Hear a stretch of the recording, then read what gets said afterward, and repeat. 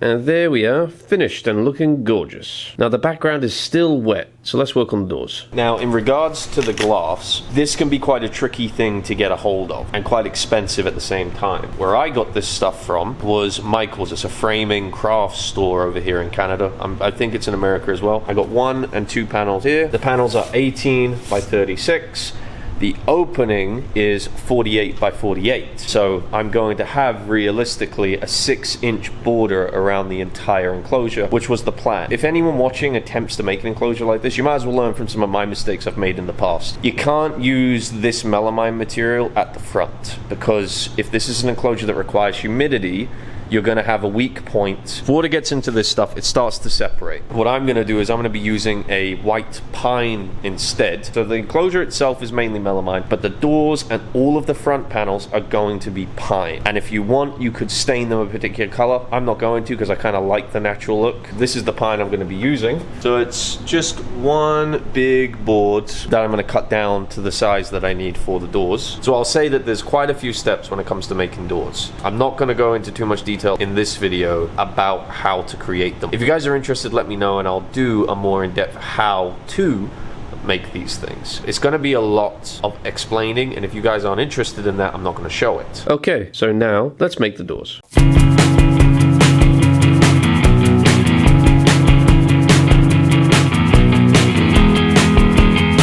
The background is finally dry. As I stated previously before, I wish it was a tad bit darker. You know, it's a little bit dark here. So let me quickly turn on some light here. So that's what it looks like currently. And what I've also done is built the doors. Here's door number 1 and here's door number 2. They're not done yet. I've still got to do a few more finishing touches. I'm going to make them a little bit more sturdy because I wouldn't necessarily trust this door to withstand any form of aggression whatsoever, because the perimeter of the door, the wood perimeter for the door, I've only made 1.5 inches. I didn't want to make it too big because it's a large enclosure, and that door compared to the enclosure is quite small, so I didn't want to limit the viewing aspect of the enclosure any more than that. They're already going to have a 6-inch perimeter around the entire thing. They would affect more of the viewing panels if it was bigger. So it's a different day today because it needed to dry and it took a long time to dry. And there are still areas on it that are wet.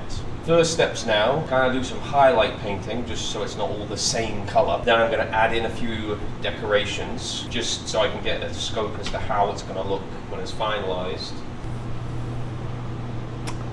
So, I am new to filming and new to this particular camera, and now that's the second time this has not worked out the way I planned. So I've had a bit of a dilemma. I wanted to show you similarly to when I did gizmos, so I set up the camera on a tripod, put it on a time lapse, I changed positions, did everything correctly, and then the camera died. For whatever reason, when this camera dies, if you were doing a time lapse, it eradicates the whole thing. So, unfortunately, that sucks. I just need to think a bit more ahead when it comes to the batteries. I need to make sure before I do a time lapse to maybe change it, or maybe get a few more batteries, so then I don't have this issue in the future. If I have like 10 batteries and every time I do something I switch it, I'll be fine in the future. I'll show you what it looks like currently. Again, I'm sorry I can't show you how I did it, but at least you have gizmos, and we will be doing more of this in the future. This is where I am at the moment. This is our current standings.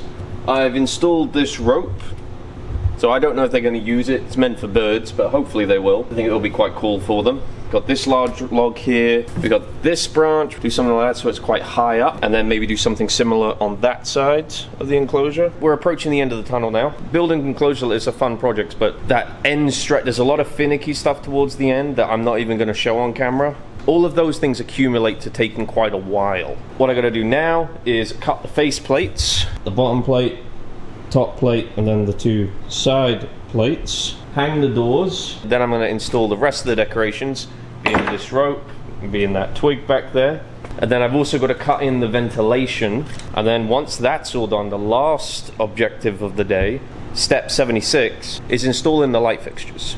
So for those that are curious, this is the brand of light that I'm going to be using here. The Arcadia 8-inch, and I've got 5.5, 6-inch. I got 2 of the big ones, and I got 2 of the small ones. I've only got one with me, but I have a second one. The other one is plugged in at home where I'm testing it. So depending on how the temperature ranges within the enclosure, how easy it is to maintain, I'll change the light fitting and light wattage accordingly. So the light that I've got at the moment that I'm going to be testing, I'm thinking this light should be enough, is this 125 watt mercury vapor bulb. Even though it's 125 volt and I could use the smaller lamp to house it, it's too big of a bulb to fit within the smaller lamp. So I might be forced to use the bigger ones regardless, but it is what it is. I'm going to do a couple of things off screen, you know, the boring stuff, and then I'm going to put you guys back onto a time lapse for me to put the final stuff together, and then we'll do a tour at the end. So this is where we're standing currently.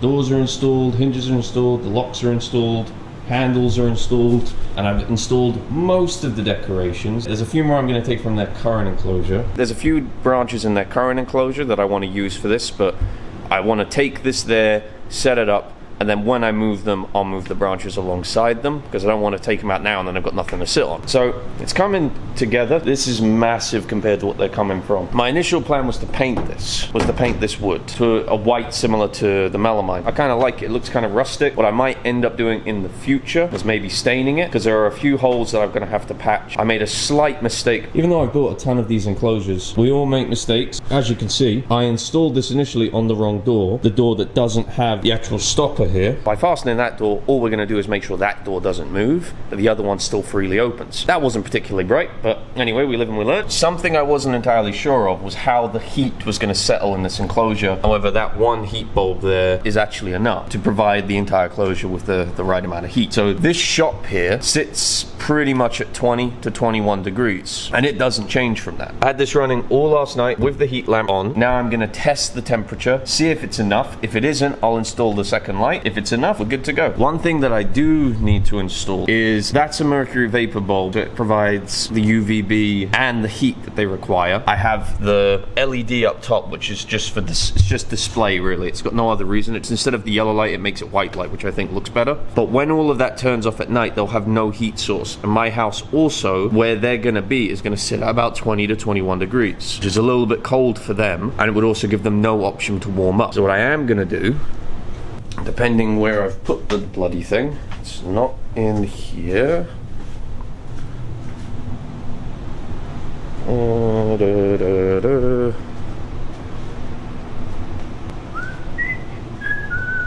Well, it turns out I didn't bring the item that I'm talking about, but it's a light fixture that has a cage around it that's small that I'm going to place in the middle above these two branches here, and that's going to hold a radiant heat bulb that will turn on at night. So when the heat supplies turn off, that one will turn on. It won't be as warm as during the day because they don't require that at night. The enclosure won't come down to 20 or 21 degrees because that's too low for them. It will stay a little bit warmer towards the top. So they'll still have a heat gradient. They can still thermoregulate at night.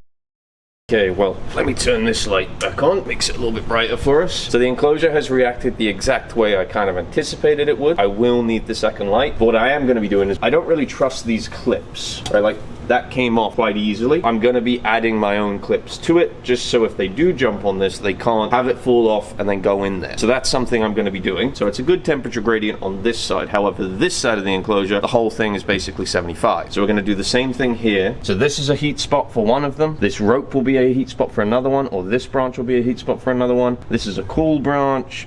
This rope is a cool branch. They're all pretty tame and used to me at this point, so they don't tend to hide very often. But if they choose to, they just go around the back of the branch. But I will most likely be putting a little bit more greenery in here. The only problem is today is a bank holiday, so I can't actually go out and get any more the plant life. So the last thing for me to do here is to install the second light. I've got to install the light and the bracket radiant heat bulb in the center, but I don't have that. That's at the house, so I'll have to do that when I transport it back. And I need to cut in the ventilation. It's been 3 days since I actually painted this thing, so it's had plenty of time to air. I only closed the doors last night to test the heat, so it's had a lot of time to dry, air, all of the possible fumes are gone. So yeah, let me just put a few more finishing touches on this, and then we'll be good to transport it back home. Then we can rehome Gigi. You two are responding a lot better to all of the predators that are in this room. This is Gabby, this is Greta. I don't know if you will ever really be able to tell the difference between the two. I've had Gabby since she was 2 years old. I've had Greta since she was a tiddly little baby. I actually have photos, which I will throw up somewhere if I remember to. But they're both about 3.5 years old now, going on 4 years old. So they're also at breeding age.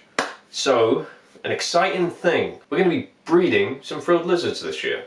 Maybe, we'll see if it's successful. I've never tried to breed this species before, so it might not work, might work. And to be honest, if I do manage to breed them, I probably won't be selling any of the babies. And even though they're frilled lizards, these two never frill. Like, I have to do some absolute crazy, wacky stuff to get them to frill. Greta's more likely. Greta's a little bit more flighty, personality-wise. Gabby will literally tolerate anything. You could hold her upside down by the tail. I don't, but you probably could.